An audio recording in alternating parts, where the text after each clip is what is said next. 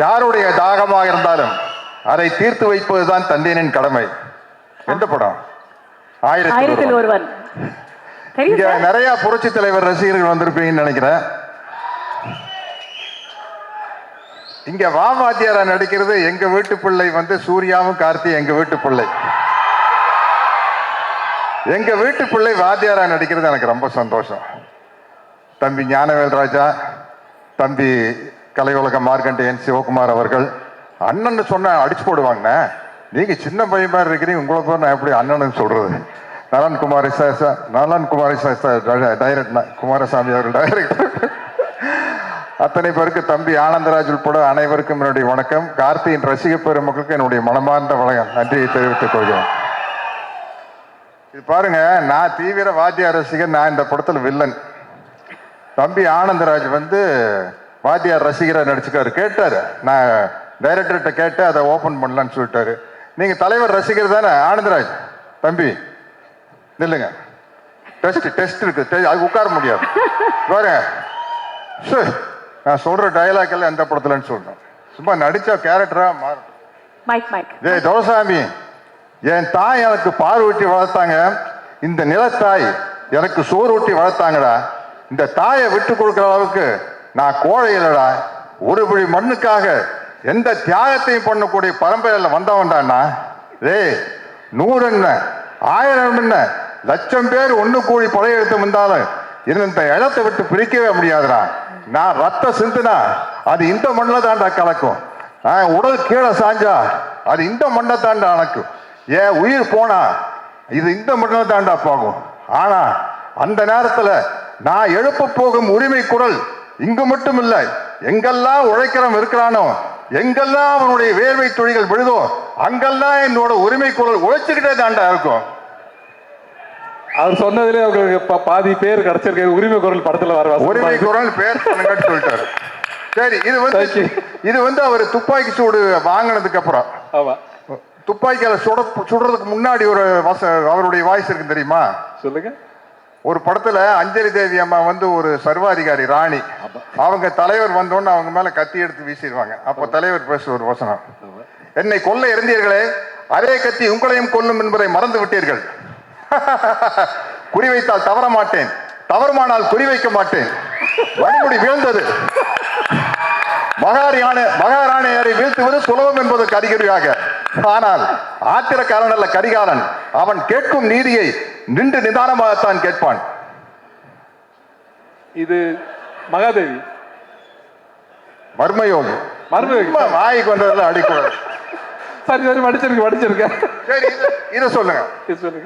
படையிலே சேர்ந்தேன் மக்களுக்கு பணிபுரிய, நாட்டை காக்க சேர்ந்த பின்பு அறிந்தேன், ஆற்ற வேண்டிய படை மக்களை ஆள வைத்தது, வாழ வைக்க வேண்டிய படை மக்களை மாள வைத்தது என்று. உங்கள் ஆட்சியின் கொடுமைகள் அனைத்தையும் கண்டேன். ஆதரவற்ற மக்கள் துடிப்பதையும் பார்த்தேன். மக்கள் அழுத கண்ணீர் ஆரண பெருகும். சண்டை வேண்டாம், உணவு வேண்டும், வாழ்வு வேண்டும் என்று அலறுவார்கள். அவர்களை அடிக்க சொல்லுவார் தளபதி. அணைக்கத்தாவும் மனசாட்சி. உள்ளம் துடித்தது, உதிரம் கொதித்தது. ஏன் இப்படி? எதற்காக? நடக்கலாமா? சரிதானா? இவைகளை எனக்குள் நானே கேட்டுக்கொண்டேன். ஒரே ஒரு முடிவுக்குத்தான் வந்தேன். மக்களிலே ஒருவன் தலைவனாகும் வரையில் மன்னராட்சியின் அக்கிரமங்களுக்கு முடிவே இருக்காது என்பதை அறிந்தேன். படையிலிருந்து விலகினேன், புரட்சி கூட்டத்திலே புகுந்தேன். புரட்சியினரும் பயந்து விடாதீர்கள், இது ஆலயத்திற்கும் ஆயுத புரட்சி அல்ல, அதில் எங்களுக்கு நம்பிக்கையும் இல்லை. ஆனால் நாங்கள் தீயிடுவோம், தீமைக்கு கொள்ளையடிப்போம், மக்கள் உள்ளங்களை குவித்து வைத்து அனுபவிப்போம். அறிவு பொருட்களை கத்து இல்லாத ரத்தம் சிந்தாத அறிவு புரட்சி அது. என்ன நாடோடி மன்னர்? என்னை நம்பாமல் கெட்டவர்கள் நிறைய உண்டு, நம்பி கெட்டவர்கள் இதுவரை இல்லை. அது நாடோடி மன்னர். சரி, மனோகர் சார் கேட்பார் வாத்தியார் பார்த்து, நிலைத்து நிற்கும் என் அதிகாரத்தின் ஆழம் புரியவில்லை உனக்கு. உங்கள் அதிகாரம் என்ன சிலப்பதிகாரமா? என்றென்றும் நிலைத்திருப்பதற்கு. அது 1001 படத்தை சோசியல் டயலாக். வீட்டுக்குறையில ஒட்டடை படிக்கணும்னு யாருமே ஆசைப்படுறது இல்லை, அது தானா படியுது. வாழ்க்கையில வர துன்பங்களும் அப்படித்தான். அதை நாம தான் நம்ம மன உறுதியால போகணும். இது எதுல இருக்கு? நான் கேட்டு சொல்றேன். கேட்டு சொல்றேன். இல்ல இல்ல, சந்திரோதயம். ஓகே, பரவாயில்ல, பொழைச்சு போங்க.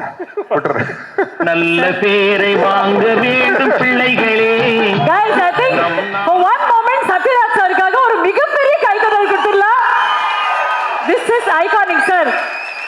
மிகப்பெரிய வாத்தியார் ரசிகர்னு எங்களுக்கு தெரியும். ஆனா இவ்வளவு பெரிய வாத்தியார் ரசிகர் அப்படின்றது வேற லீக் சார். மன்னிக்கணும், நான் வந்து எம்ஜிஆர் ரசிகர் அவருன்னு சொல்லிட்டேன். அவர்கிட்ட இருந்து கர்லா கட்டையை வந்து வாங்கினவர் இவர் தான். ஆனா இந்த கர்லா கட்டையை கொடுத்தது எங்கிட்ட தான். அவர் வந்து எப்படி ஒருத்தர் துப்பாக்கி கொடுத்துட்டு போனாரோ அதே போல இவர் கர்லா கட்டையை எடுத்து கொடுத்துருக்காரு சார். அது இப்ப அவுட் ஆஃப் போர்ஷன் சார். அது கர்லாக்கட்டை வாங்கின கதை. நான் வாத்தியாரை பார்க்க தோட்டத்துக்கு போனோன்னே உங்களுக்கு என்ன வேணும் அப்படின்னு கேட்டார். அண்ணா ஒன்றும் வேண்டாண்ணே, எப்போ வேணாலும் உங்களை வரேன் பார்க்குறேன் போகிறேன், அது போதும்ண்ணே. இல்லை ஏதாச்சும் கேளுங்க அப்படின்னாரு. அண்ணா நீங்கள் எக்ஸசைஸ் பண்ணுற ஒரு தம்பிள்ஸ் இருந்தால் கொடுங்க, நல்லா பெருசாக கேளுங்க அப்படின்னு. ஐயோ பெருசாக நீங்கள் எனக்கு ஏதாச்சும் பண்ணாலும் அதை வச்சு எனக்கு என்ன பண்ணுறதுன்னு தெரியாது, ஒரு தம்பிள்ஸை கொடுங்கண்ணே போதுன்னு வாங்கிட்டு கேட்டால் ஒரு கரலாக்கட்டை கொண்டு வந்து கொடுத்தாரு. அதை தூக்கிட்டு வந்துட்டேன். என்ன வெயிட் தெரியுமா? பட்டிக்காட்டு பூனையால சுற்றி இருப்பாரு. பயங்கர வெயிட்னா அது. White pant, red shirt, black belt, அந்த படத்துல ட்ரெஸ். ஆமா ஆமா சார். என்ன சார் இப்படி அணுவணுவா ரசிக்கிறீங்க? ரொம்ப அரக்கத்தனமான ரசிக, பக்கத்திலேயே வர முடியாது. இங்க வர நாங்க யாரும் அட்டெம்ப்ட் கூட பண்ணல சார். பட் அந்த ரசிகர் இந்த திரைப்படத்துல அவ்வளவு முக்கியமான 1958 ஆகஸ்ட் மாசம் 22ஆம் தேதி பாருங்க டேட்டோட. 64 பொங்கலுக்கு வேட்டைக்காரன், 65 பொங்கலுக்கு எங்க வீட்டு பிள்ளை, 66 பொங்கலுக்கு அன்பே வாழ்ந்தவர் கோடி மறைந்தவர் கோடி. சத்தியமா தெரியல சார். எல்லா சார்பாதான் சார் சொல்றேன், இது வேற லீக் சார். இது மாதிரி வரவே முடியாது. எல்லா படத்து வசனம் தெரியும், மத்தவங்க எல்லாம் பேசணுங்கிறதுக்காக விட்டு வச்சுட்டு போறேன். ஒரே ஒரு வாத்தியார் தான், புரட்சி தலைவர் எம்ஜிஆர் தான். எனக்கு என்ன மகிழ்ச்சினா வேற யாரும் அந்த வாத்தியார்னு கேரக்டர் நடிக்காம எங்க வீட்டு பிள்ளை 1000ல் ஒருவன் கார்த்தி நடிக்கிறது உண்மையிலே சொல்றேனுங்க. ஏதோ கார்த்தியா இருந்தங்காட்டி நாங்கெல்லாம் விட்டு போனா போதும் 1000ல் ஒருவன் அப்படிங்கிற டைட்டிலுக்கு. வேற யாராச்சும் நடத்திருந்தாங்கன்னா குப்பு குப்பு குப்பு குப்புன்னு எரிஞ்சிருக்கு. இது நம்ம ஆளா போனங்காட்டி சரிப்பா நம்ம கார்த்தி தான்ப்பா 1000ல் ஒருவனை நடிச்சுட்டு போட்டுப்பா அப்படின்னு விட்டா பரவாயில்ல, நிறைய இடத்துல பாஸ் ஆயிட்டீங்க. ஆமா, ஒரு லவ் சீன் டைலாக் சொன்னா தெரியுமா? வேண்டாம், இல்ல நல்ல சீனு. நமக்கு ரொம்ப தூரம் வேண்டாம். 1000ல் ஒருவன்ல புரட்சி தலைவர் எம்ஜிஆரும் புரட்சி தலைவர் ஜெயலலிதா அவர்களும் பக்கத்துல உட்கார்ந்து இருப்பாங்க. 2 பேருக்கு ஒருத்தர் மேல ஒருத்தருக்கு பிரியம் இருக்கும். பட் ஒரு லேடிஸ்க்கு ஒரு வெக்கம் இருக்கும்ல, கட்டி பிடிக்கலாம்னு ஆசை இருந்தாலும் வெக்கத்தோடு இருப்பாங்க. அப்ப அந்த அலை அடிச்சு போட் ஆடணும்னா ஜெயலலிதா மேடம் வந்து வாத்தியார் மேல விழுந்துருவாங்க. விழுந்தோன்னே பொல்லாத அலை அப்படிம்பாங்க. வாத்தியார் நம்மை புரிந்து கொண்ட அலை. அது வந்து திருமணம் ஆன பிறகு உள்ள பேசுற வசனம் அது. கப்பலுக்கு அடியில். ஓகே, மற்றவங்க எல்லாம் பேசணும். இத்துடன் எனது இல்ல ஐயா, வாத்தியார் மேல இவ்வளவு பிரியம் வச்சிருக்கீங்க நீங்க. இங்க ஒரு சில கேள்விகள் அவரும் கேட்கணும்னு ஆசைப்படுறேன். வாங்க வாங்க கண்ணு வாங்க. அங்க வரணுமா சார்? நீ கண்ணு அந்த கண்ணு இல்ல சார். சரி சரி. தம்பி சத்யராஜ் எப்படி இருக்கீங்க? அண்ணா நல்லா இருக்குண்ணே, ரொம்ப நல்லா இருக்குண்ணே. உங்க ரசிகருங்க நல்லா தாங்கண்ணே இருப்பாங்க. ரொம்ப மகிழ்ச்சி. இந்த படத்துல தம்பி கார்த்தி என்ன மாதிரியே நடிச்சிருக்காரு. அதை பத்தி நீங்க தான் சொல்லணும். ஏன்னா நீங்க தான் என்னோட ரத்தத்தின் ரத்தம். சொல்லுங்க அண்ணா. கார்த்தி வந்து முதல் படத்திலேயே பல அவார்டை வாங்கிட்டாரு, பருத்தி வீரன் அப்படின்னு. தொடர்ந்துன்னு அண்ணா வாத்தியார் அண்ணா தொடர்ந்து 5 படம் கண்டினியூஸா ஹிட் கொடுத்த முதல் ஹீரோ கார்த்தி தானே. அந்த சந்தோஷம் இருக்குண்ணே. இல்லாட்டின்னா உங்க கேரக்டர் எடுத்து நடிச்சு பண்றதுக்கு வந்து ஒரு பெரிய தைரியமான, எங்களை மாதிரி உங்களுடைய வெறித்தனமான ரசிகர்கள்லாம் கோச்சுக்கும் இல்லையா. பட் கார்த்தி வந்து ரொம்ப ஹோம்ஒர்க் பண்ணி எங்கிட்ட நிறைய டவுட் கேட்டிருக்காரு. பஞ்சு டைலாக் எல்லாம் சொல்லி கொடுத்துருக்கிறேண்ணே. கண்டிப்பா உங்க பேரை தம்பி கார்த்தி அருமையா காப்பாற்றுவார். அதனாலதான் அவர் 1000ல் ஒருவன். அண்ணா வாழ்க்கைக்கு ஒரே ஒரு தத்துவம், நீங்க சொன்ன டைலாக் போதுண்ணே. நான் என் பிறந்தேன்ல மேஜர் சுந்தர்ராஜ் உங்களை பார்த்து கேட்பாரு, உங்க கொள்கை தான் என்ன அப்படின்ட்டு. அழறவனை சிரிக்க வைக்கணும், சிரிக்கிறவனை சிந்திக்க வைக்கணும். இதுக்கு மேல என்னென்ன டைலாக் வேணும்?